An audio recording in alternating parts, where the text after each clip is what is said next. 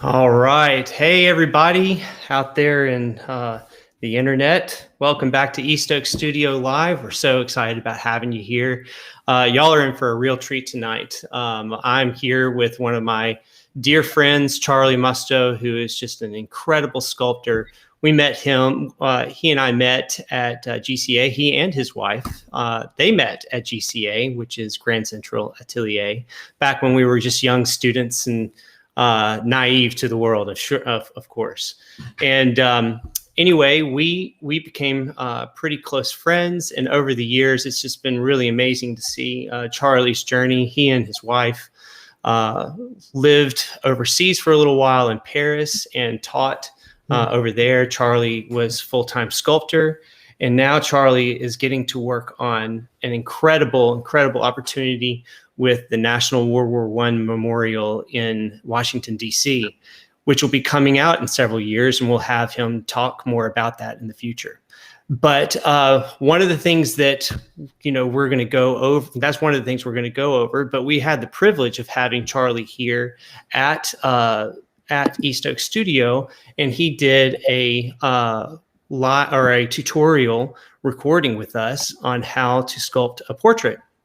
And that will be released at the end of this month on our Atelier Live platform, our subscription-based platform. We were so excited to have him here to do that. And then also just one more announcement is Susan Lyon will be doing a block-in workshop live stream on Saturday. So, but without further ado, I'm really excited about getting into this.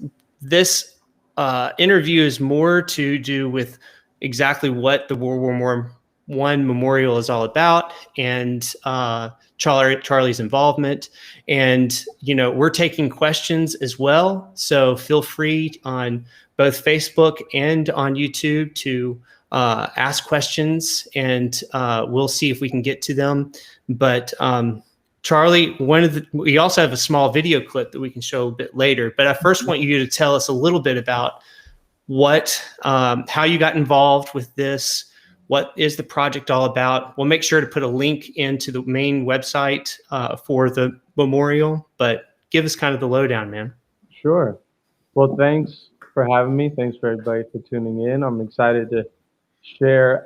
I posted, the link to this on Instagram today, and I said, sometimes hard for me to continuously post on Instagram an image and write a paragraph about what's going on because so much is happening every day. It just kind of gets overwhelming for me. But I'm super excited to be able to open up and just chat about it because, there's lots to talk about. And I'm happy to share with people. It's just I prefer this format. So thanks for setting this up, Lewis.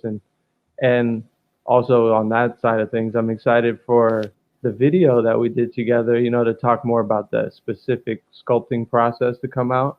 I think when we were there, we packed in a lot in those 3-4 days of filming that we did. So thank you. Good on you for editing all of that. I just got to sit there and sculpt and just talk and talk and talk. And so there's going to be a lot, I'm sure, for people to pull out of that. But yeah, so the project, I'm working on the National World War I Memorial. The sculptor is Sabin Howard, who won the commission to do the project. And it's going to be in Washington, D.C. in Pershing Square Park. It's part of a big renovation project at that park, which is just a block and a half away from the White House. And so it's in coordination with an architect who's redesigned the park itself. And then this sculpture is a 58-foot long bronze figurative relief with 38 figures that tells the story of a soldier's journey through World War I. He leaves his family, and you can see in the background a section of the sculpture of the background of this live stream here. So it's a big figurative sculpture relief. It's a beautiful monumental thing to be a part of. All the sculptures, they're life size, right? Or are they larger than life? The main figures there's 38 figures in total. The main ones are bigger than life size. There's some 7.5 foot figures in there. Mm.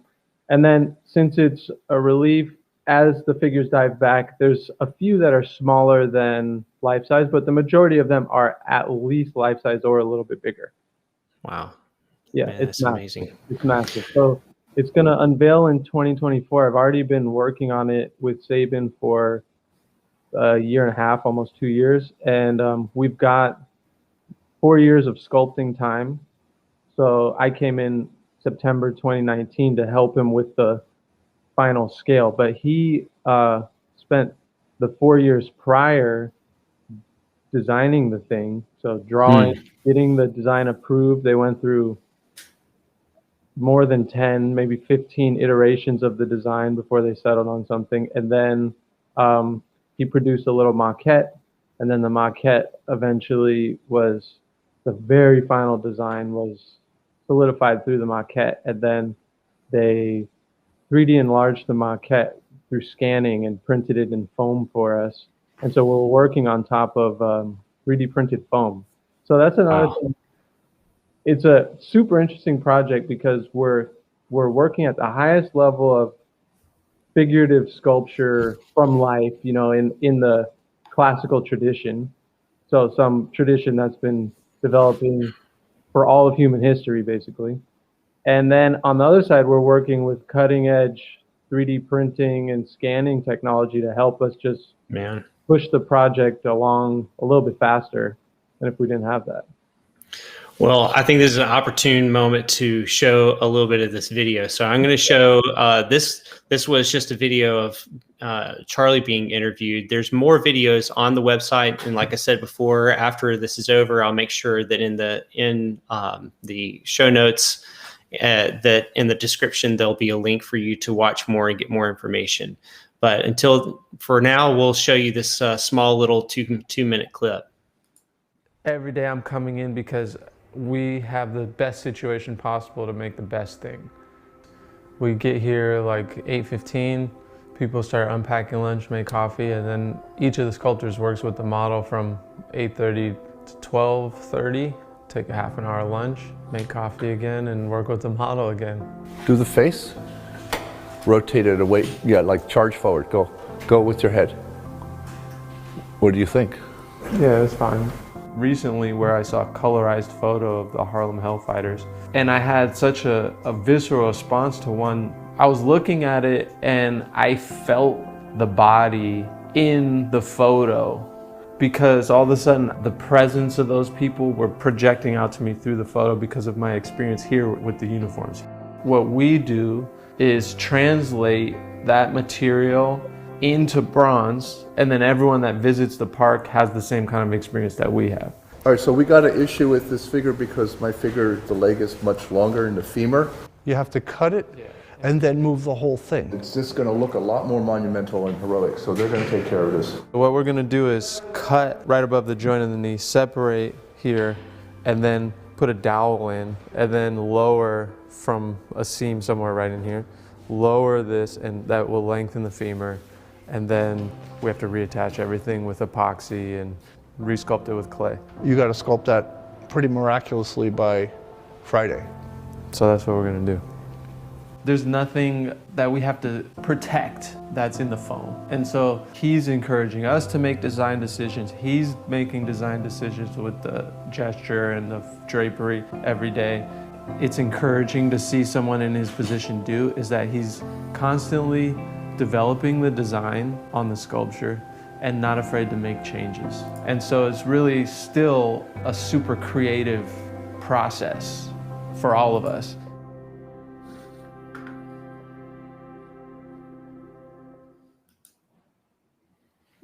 I think my favorite part is the happy birthday at the end, Charlie. Yeah, that was from January. Oh, well, happy belated January birthday. Thank you. Wow, I tell you, man, that's an incredible little video. Are you having extra guys on that are just doing sort of a documentary style of the piece? Yeah, so we definitely have a documentary team that's just capturing the daily activity in the studio. And I mean, like I said, that I can't keep up trying to post about it because there's just so much happening that there's probably going to be various cuts of a documentary. So there will be like a feature film documentary, and then there might be an educational cut and even some sort of series. Right now, they're working on a lot of these videos, like what we just shared, a 2-3 minute kind of promotional thing. But I think they're starting to develop characters, and I mean, that in itself is a monumental project. Is doing a 4-year long documentary, you know. Yeah, that's incredible. But that's another cool thing to see. Just the scale of the, I don't know, the business organization, the committee aspect of the whole thing. The project, you know, had to go through DC, so it was approved by the Commission of Fine Arts, and there's the actual funding committee is called the World War I Centennial Committee, and so, you know, how you pull off something of this scale is just cool to be behind the scenes for, you know, and just see how it's actually happening. Yeah, totally. So one of the things I wanted to ask you, you were talking about it a minute ago, is that, you know, you're doing this traditional style, but you're using contemporary techniques to help kind of move the project along. What also, speaking of that, is you have this traditional style of figurative work, and it's done in a very classical way that like a lot of memorials back in the past had been done. But as of late, there hasn't been too many figurative memorials that have been done, and hardly any at this scale as of late. What is it that you feel like you're holding true to the tradition that's classical, and what is it that's new, that's contemporary, that is trying to keep it to feeling like it is present day and relevant to today and like the culture that we're in today? It's a good question. I mean, there's kind of obviously two parts to that question. So, but they both occupy the same space, and the answer to both of those is with the model. So we work with the model every day. It was relatively clear in that video that there's 3 sculptors working at the same time. We each have a model, and we're posing them in the pose. And I think what I was trying to express in the video is that there's a certain amount of freedom still, even though we're getting this 3D printed armature to work on top of, there's a lot of freedom to continue to develop the design. So like you saw, we cut stuff. We've totally changed certain poses, and like bring the energy into the figure in any way that we can, the sort of emotional impact of the figure. That's because we're at this last stage of like, this is it. So we got to make the hard decisions now. And if it means chopping something, then we'll do that. But so the answer of the traditional side of it is that we're working with the model because we're just applying clay like they did 1,000, 2,000 years ago. It's going to be cast in bronze, same way.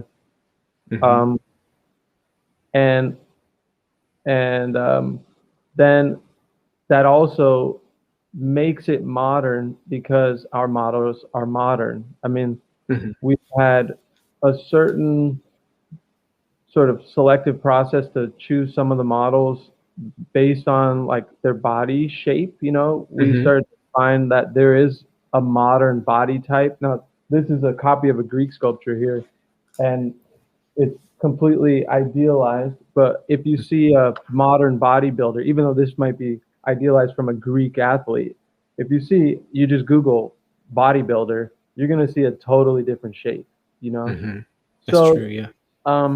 I mean, just by using the models today, we're using contemporary personalities. You can't get around it, you know, and even though we're just translating their form into the sculpture, it kind of contemporizes it. Definitely the 3D print obviously is contemporary, but I mean, part of our goal is to make it is to better the print, make the print completely obsolete in a sculptural sense, which is to just push the form further than the printer is able to carve, and really use our analytical brain to like really compose something that a machine couldn't do. Yeah, I love the shot where you're like cutting the ear off, Uh-huh. to get ready to, and that you have creative freedom and liberty to just chop anything off that you feel necessary in order to like resculpt it. So I love that part of it. The other thing that I have kind of noticed is that, there's not too many, obviously this was World War One, and there wasn't necessarily like a whole lot of like females that were like in battle. And I do feel like this also does a great job of like bridging sort of that when people went off to war, that was one part of a whole. And that there's a lot of diversity in the whole sculpture because everyone was involved. Yeah. Yeah. And that was something that really struck me when I was first looking at it. The narrative is literally showing how the family was involved, how the nurses were involved. So it sounded to me when you were saying on the documentary side, are they going to like literally single out almost every figure as like its own identity of a person while they're going through, or are they going to like just tell the narrative of what each figure means in the narrative? I mean, I don't know. I can't answer that question. Really, I think what I was referring to is actually the characters of the participants in actually making the sculpture. So like Gotcha. But also, I mean, there's big storylines within the sculpture itself, like the daughter figure, or the main kind of character figure. I mean, there's so much to unpack within the narrative of the story, which that'll definitely be in the documentary. Yeah, man, that's awesome. So one of the questions that we got in, which I think is a really good question, because we can kind of dive into your history, because I think it's important for people. We're talking right now about like an opportunity that is kind of like a once in a lifetime opportunity. I mean, there's very few people that get to work on a memorial that is a national scale memorial. I mean, that's just pretty epic. And I'm sure a lot of people are going to want to know how you got there. So I thought we could first kind of talk about some of the steps that you took in your career through your education, but also in the journey between your education to now. And then after we do that, we'll talk about like what would be some good advice for young sculptors who are wanting to pursue this as a profession. I like answering this question because of that second part, which is, to help anyone kind of to guide someone through trying to navigate. The basic answer to guide someone is just kind of follow your own understanding of truth, or whatever your interest is, just keep going. Because I was always just true to myself, and I'm here now, I'm super thankful to be here. And I guess the thing is, when you're really true to yourself, people recognize that. So Sabin before he hired me, he told me he talked to almost 100 sculptors about working with him on this project. And when he hired me, I was the youngest one. And I would venture out and say that he hired me because he could sense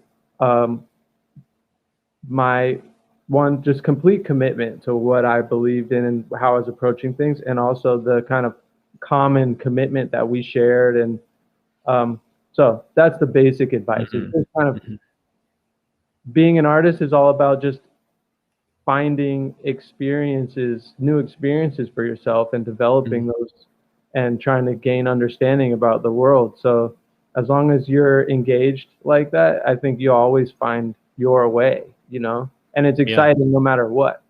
So the way that I got here was I was interested in art in high school, but I really wasn't ready to commit to just going to an art school right out of high school. So I went to uh, an undergraduate and was undeclared for a while, and ended up declaring comparative literature because someone told me, well, if you don't know what you want to do, get an English degree because you'll always be able to use that. And actually, I still think that was really good advice. Mm-hmm. But then once I got out, I knew that I wanted to work with my hands. That was the feeling that I had. And there was a lot of different ways to pursue art, but I found my way into a model room and started drawing from life. And so I just wanted to get better at drawing from life. And I just loved being in and drawing the figure, being in any kind of art studio, drawing the figure. So then I found out about ateliers, and I built a portfolio of, bark drawings and some cast drawings in over a year, and then got into GCA and moved to New York. And then I started so GCA is the Grand Central Atelier. That's where you and I met, and a lot of other great people,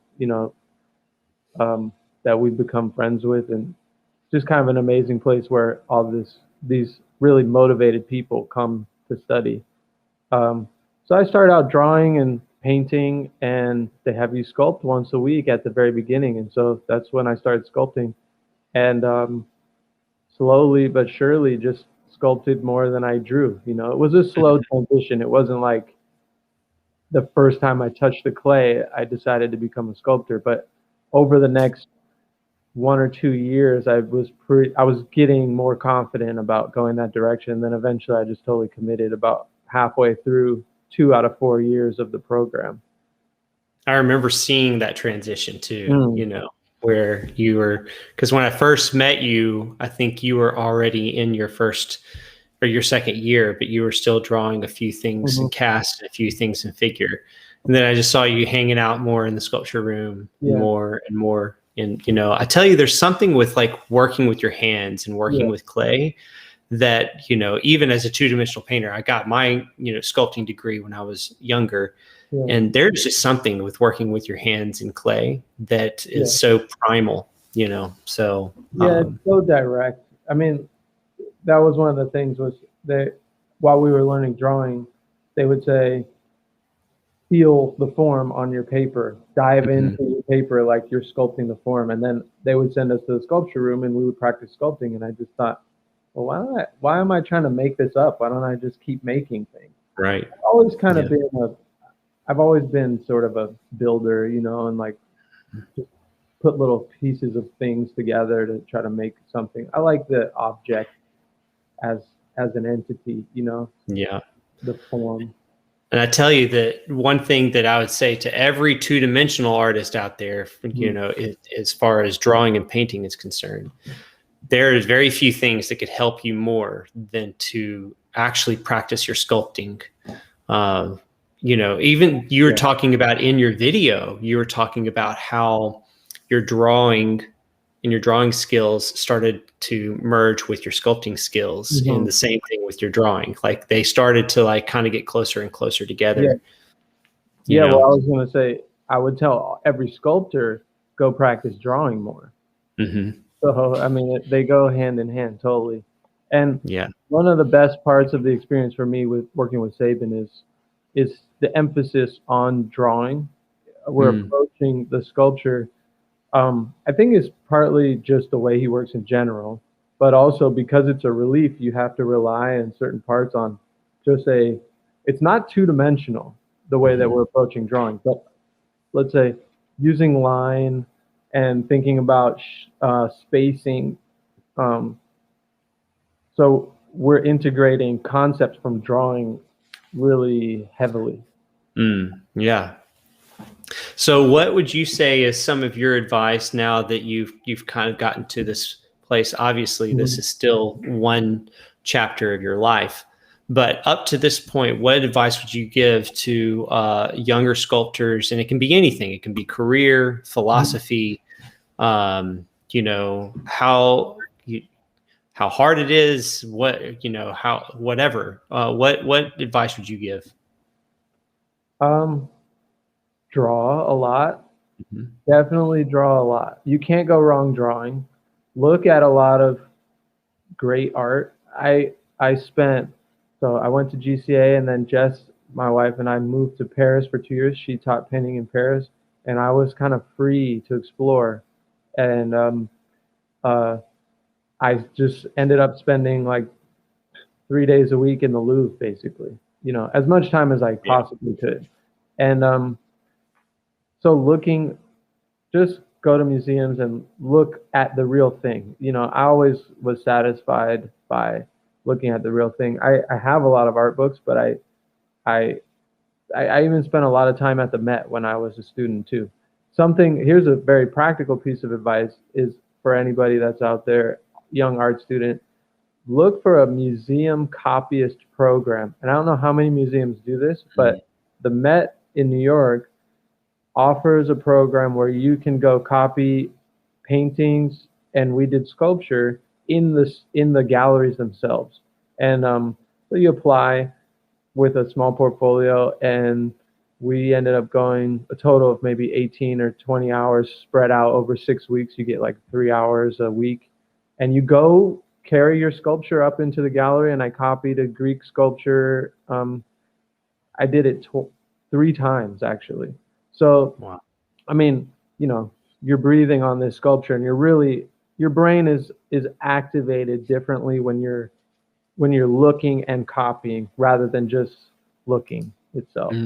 So Totally. this is a good piece of advice: is copy a lot of what you like, and if you can, do it directly from the original piece.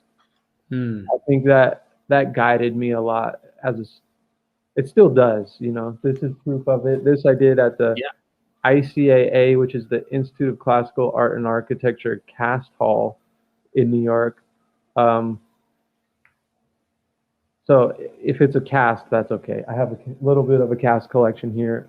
Casts are always good to have around for reference. Also, is there a place that you use to get your casts? Is there a certain location? If you don't, I just know that we'll probably be asked, and I'm going to put some sort of information down in the notes for everyone. Yeah, we can write this down for people because there's a few different places. There's a guy in Florence named Tor Larson, who's a sculptor from the Florence Academy of Art, and he has a small cast collection. And I'm putting together a list to buy some stuff from him. He gave me this copy of a Moses Michelangelo hand. Oh, that's awesome. So he has really good prices. I'm going to buy a bunch of stuff with him soon with a group of people and have it shipped over.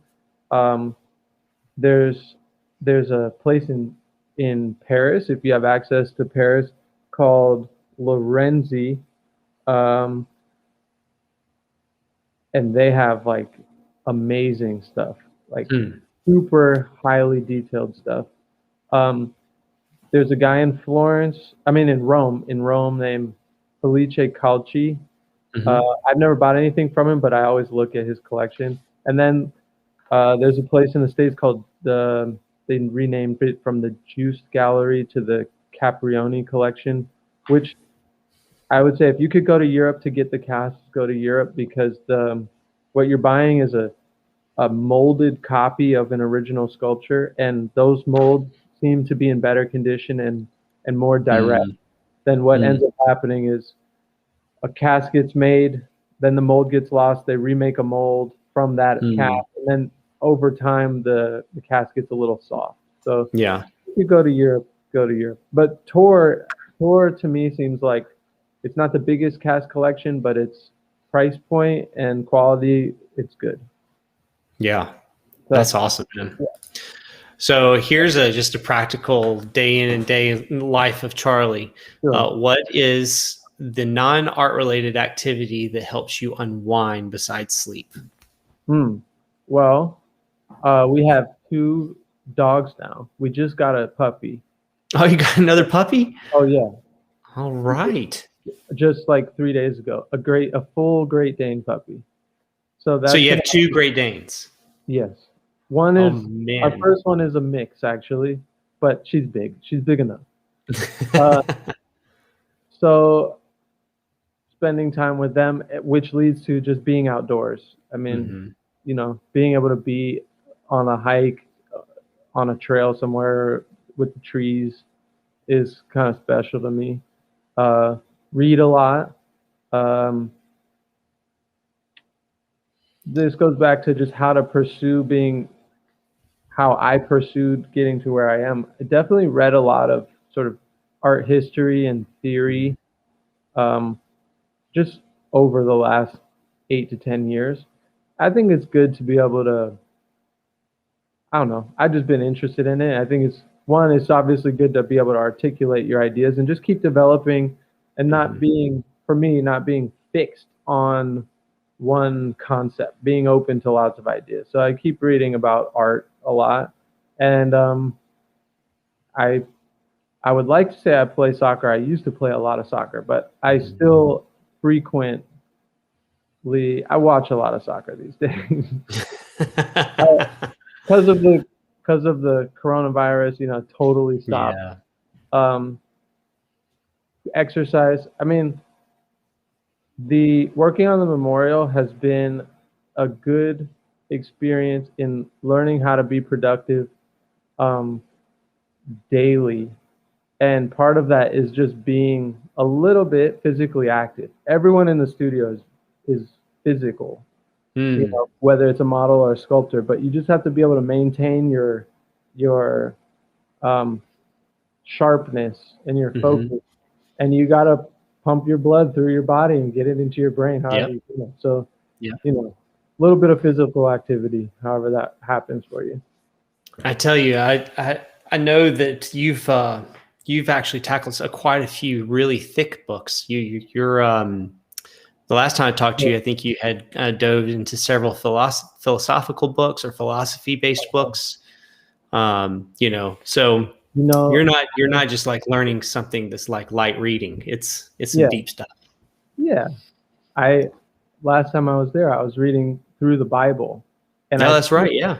I got through the Gospels, and I mean, can't say enough about reading, honestly. You're just opening up perspective and broadening your point of view and your horizon. So then you're going to look at everything just a little bit different no matter what. Yeah. I find watching TV or videos is not good, especially as a visual artist, because it interferes with my sort of visual imagination that's always in the background, sort of composing and like trying to assimilate things. And if I'm watching stuff, it's just too overwhelming. It takes over. Yeah. But I like kind of staying away from that and reading and looking at art, and that kind of, then my mind's processing. And even then I find myself processing what I did during the day at night, the sculptural challenges that I had, it'll like, I'll still be trying to solve some of the stuff. Yeah. All right. So another question we got is, how do you avoid the disjointed sculpture from each artist having different techniques? So I'm assuming that they're talking about, because you have so many people on your team. Well, it's not that many, probably what, 8 or so, or 5? Well, we've only got 3 sculptors. Okay. So 3 sculptors. But then, 3 models, video. There's a lot. There's like 8 to 10 people in there every day. Yeah. So how do you cross over to make it feel seamless? Well, let's see. It's a little bit of a tricky question to answer, because it's not that hard, honestly. I mean, I could see why it would be. I mean, it's a good question. I'm not saying it's not a good question, but we're working from life, so we maintain the same reference. We can develop the design together, even though I'm sculpting one part. Sabin can come over and say, hey, like, this arrangement of folds, maybe we'll tighten this out instead, because it gives a certain direction to that pose, which then leads into another. So we can design the reference together. We're all using the same tools and the same clay. Shout out to Shavant NS Hey, yeah. clay. We just Yeah. ordered another 1,000 pounds of clay today, and it's the same clay that we used in the video that we filmed together. Mhm. And We'll make sure to also put a link to that clay in the notes as well. I mean, it's far above anything else that I've used. It's definitely my favorite clay. And so we manage the clay similarly. It's an oil-based clay. You heat it up to get it soft and workable. And then as it cools down, you can rake it and cut it and really get some sharp details into it. So there's some technical things that Saban's developed over his lifetime of working with the clay that then we start to pick up on with a specific tool or whatever. But the style, I think, style is a funny thing. It just is the outcome of how you're analyzing what's in front of you. And there's just something that you share in common within this 2,000-year history with anyone who's been a sculptor that, I mean, the style is what it is. It will just manifest itself is kind of how we're treating it. I mean, Yeah. with that being said, also Saban is gonna do his best to pass over most of the pieces. There might be some parts where he doesn't get a chance to, but he changes the form because he's a good sculptor, better than I am. But the you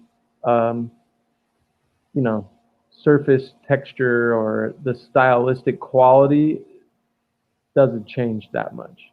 Yeah. Chris actually has a question about that. How do you heat it up from home without heavy equipment? Good question, Chris. The way that we're working is we use just a typical toaster oven on a low heat setting. You know, it doesn't take much to heat it up. I forget. It's about 120 degrees or something. But then you can crank that dial and play around with how much it's heating it, and it'll get liquidy like toothpaste. That's the limit of its viscosity, and then you can bring it all the way back to like a typical kind of water-based clay that maybe you're used to that like feels spongy kind of, although it doesn't feel like that. So toaster oven, that's the best thing. That's what we use. So with this national monument, a lot of people, get to Saban's age to like be able to work on something like this. So now that you've gotten to do this in the earlier parts of your career, what's next? Like, where do you go from here, and what do you envision for after these next couple of years?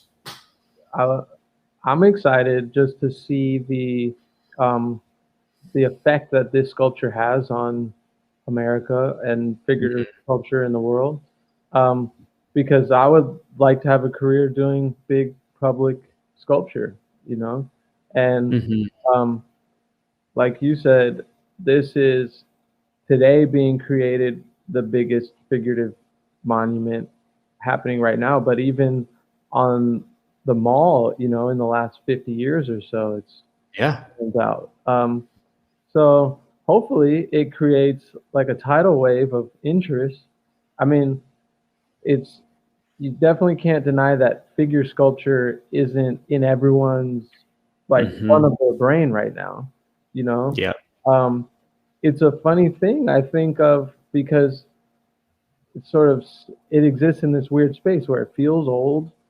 It feels sort of maybe to some outdated, it's stiff, it's not moving, but now we have TV and movies and all this action and Marvel comic universe and all that stuff. But then at the same time, it's clear how powerful it is, how just in society, how it affects this people's psyche. So, I mean, to me, it's clear we've got a need for it, and I just want to keep making bigger things. Like, can you believe sometimes it's right in your face and you don't notice it, but the Statue of Liberty. I mean, think about what that is. It's a giant Yeah. sculpture. Yeah. Like, it's It's huge. huge. And it's beautiful. Actually, Yeah. it's really well done. So, I mean, what if we started making stuff like that? That'd be pretty cool. Again, Yeah. We can make like a new Colossus, you I, know. I don't know. That would be awesome. Yeah. Oh man, it's a really great question. Okay, so I have another thought for you. You know, your Mhm. wife is an amazing artist as well, and she is an instructor at Grand Central Atelier, Mhm. and I think she's probably off camera. Mhm. But how? What is it like in y'all's world? Because there's a handful of husband and wife artists out there. Mhm. What has it been like in y'all's journey together, creatively, and how do y'all feed off of each other? Mhm. And also at the same time, I think that it's like it has this like great creativity and great tension at the same time, for making sure that y'all both have your own identities. Talk a little bit about what it's been like to also be married to another artist. Mhm. It's beautiful. I mean, we just get to totally immerse ourselves in art all the time. And because it's our shared interest, I mean, it's nonstop. I know Mhm. we we have these dogs now, and it's like there's a little bit of reprieve from just all the time being in the books, basically, or in the studio, which is totally welcome. Um, but it's exciting, I get excited looking at what she's doing. Um, we we have yet to completely collaborate on something, but I'm kind of looking forward to when that could happen. Yeah, that'd be Um, cool. yeah, it's just a fun experience. I feel incredibly lucky because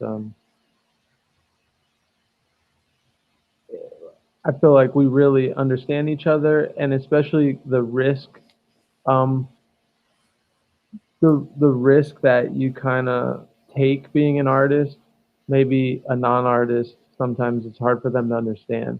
Um, we've been lucky enough, like when we went to Paris, that was kind of her doing that got Mhm. us there, and then we came back, and now I have this gig, and she's kind of able to spend more time in the studio. So you got to be flexible for sure, because it's definitely not as consistent as if one of us was in finance. But Yeah. um, it's exciting. It's a good ebb and flow. It sounds Mhm. like y'all have had, and I mean, it's not too many other opportunities that'll get you all the way over to Paris and then all the way back to DC and doing some of the things that y'all are doing. I mean, I think y'all are kind of living the dream for what a lot of artists couples would aspire to be. Say so. I mean, yeah, totally, totally. Um, You just got to run with it, Take it one day at a time and appreciate those days. So, on the last note that we were talking about a minute ago, what is it that you feel like was a step in the road that if you could change that step? I mean, obviously, there's this philosophy that there's no regrets because of the Mhm. fact that it has led you to where you are. Mhm. But in some hindsight of it being 2020, what was a step that you're like, if I could have maybe switched that, I would have done it differently? Hmm. Does anything come to mind? I mean, I I guess I would say I would just start earlier, Mm, but at the same time, I wasn't totally exposed to the whole atelier scene early, so I can't really say that was like a mistake, but definitely if you can and you think about it, start as early as possible. Don't delay. There's yeah. really no reason to delay. I mean, I I went to undergraduate because my personality was I was interested in a lot of different things. Like you said, like Mhm. I can read a lot. I can kind of do a little math here and there, and I just wanted to expose myself to everything, check all the boxes. But even at that point, I knew I was most interested in art, but I just felt like I had to kind of like make sure nothing else was for me. So I did that.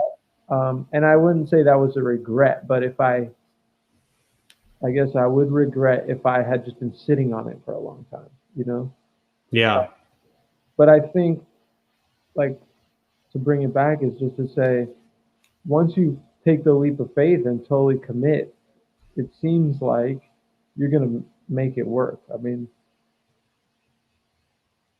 things will, jobs will start to open up to you, things will start to happen, and one thing leads to another, no matter what, you know. But I feel like you really have to commit. Yeah.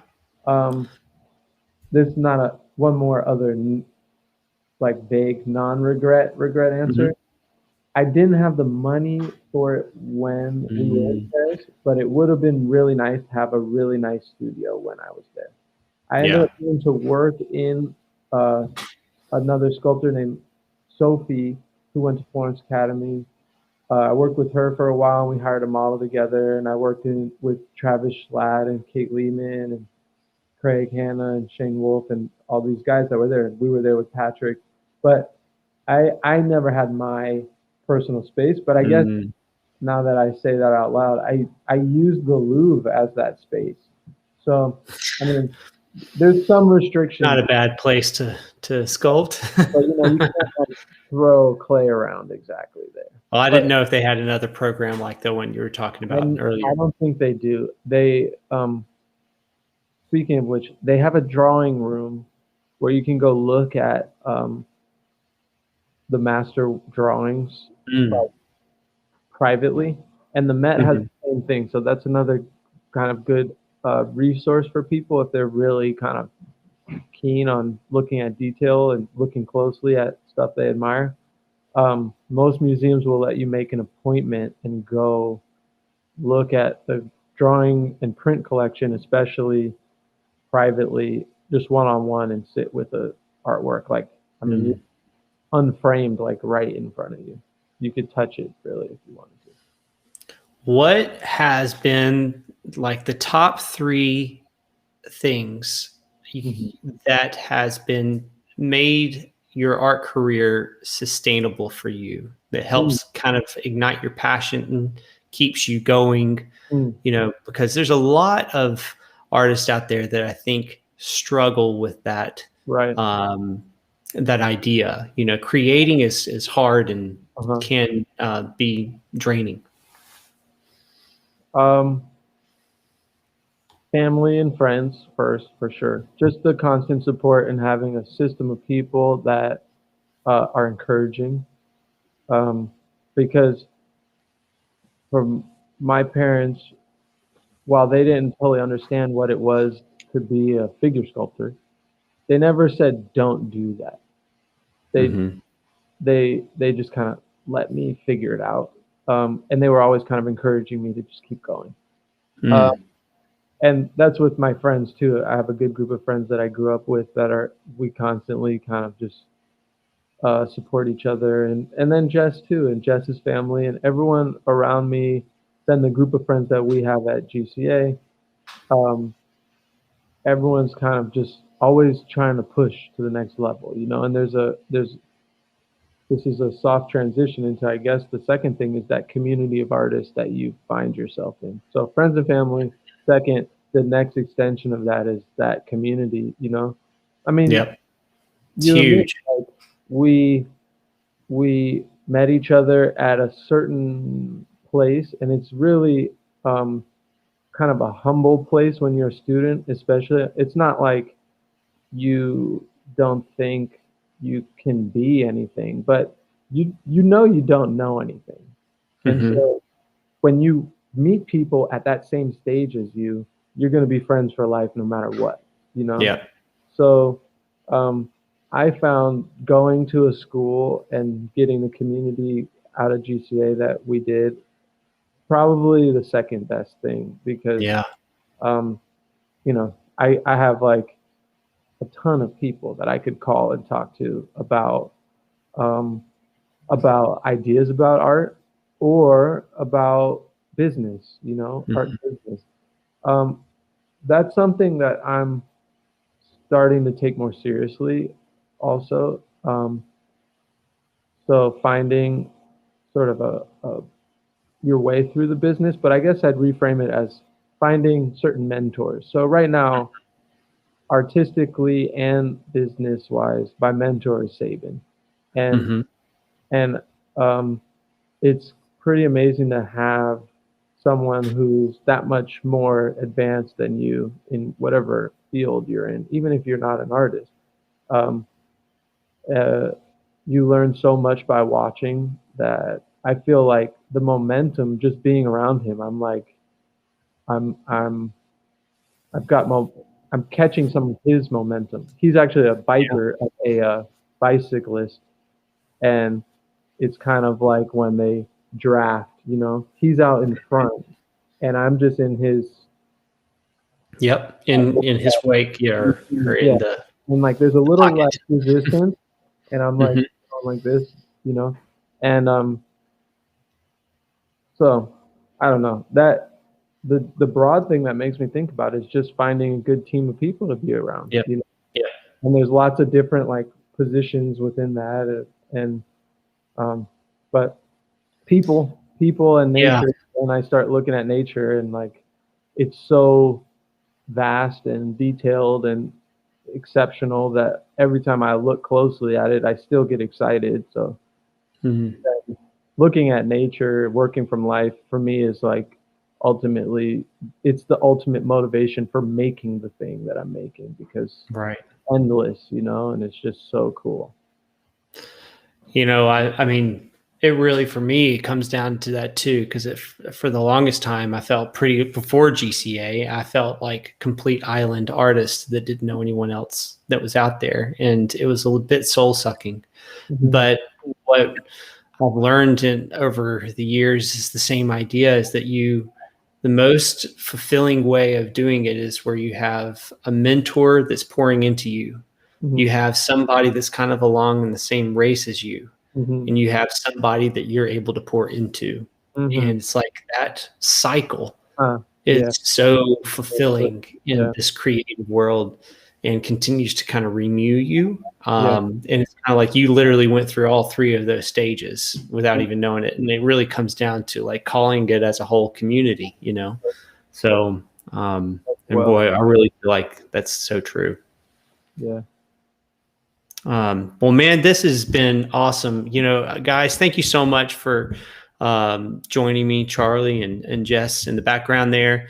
And for everybody on YouTube, we're looking forward to continue to do these interviews.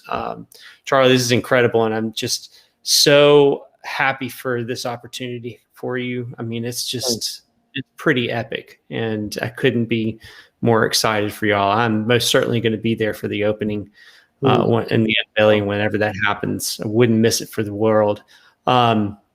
Is if you have any final thoughts, one thing I just want to do a few more announcements is at the end of this month, we will be releasing on Atelier Live, our subscription platform. We'll be releasing Charlie's video. And when he says it's jam-packed full of information, he is not lying. When I edited it down, I was literally having to figure out, okay, I got to leave that part in. That part's just too good. And he just crams like 6 hours of just information all into, it was like many more hours than that. And I couldn't get it any further down than that because there was just that much good information. So we're really looking forward to launching and releasing that video. Thank y'all again so much. Do you have any more final remarks? No, Louis, thanks. It's been great to share with people. I'm using this as the opportunity for that other cup where I hope that we can share some of this information and just help people along their way. Absolutely. And so I appreciate you for facilitating, and let's just keep it moving. It's my honor. We'll have to have Jess on next sometime soon, and we can talk to her and get her deep insights and tell all of your deepest, darkest secrets to everybody out there. All right, y'all, everybody in YouTube and Facebook, thank you for joining us this evening. We really appreciate it. And we look forward to doing this again next time. Everybody have a good night.